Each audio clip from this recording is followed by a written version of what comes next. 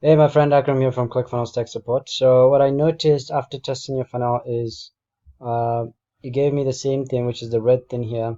And when you check inside the editor, you're going to notice that you have custom code, which could be the reason why. So I started shooting a video for you. Um, so I'm just gonna go out and come back in again one more time just to show you.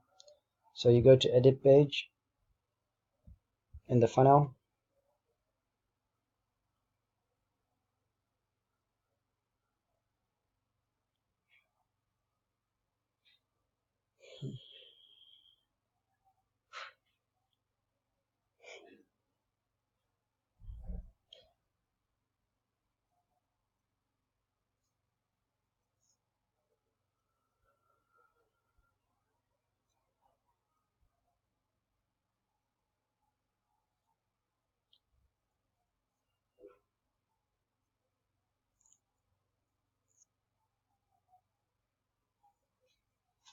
And then what you want to do is you want to go to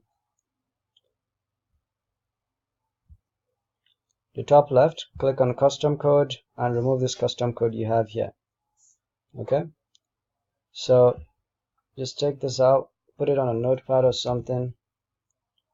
After you've taken it out, what you want to do is go out and click on save and then clear your cache and your cookies, and then just try it one more time and let me know if that works. If it doesn't work, you might need to just add an input here that has name. So go ahead and click on input, choose the name,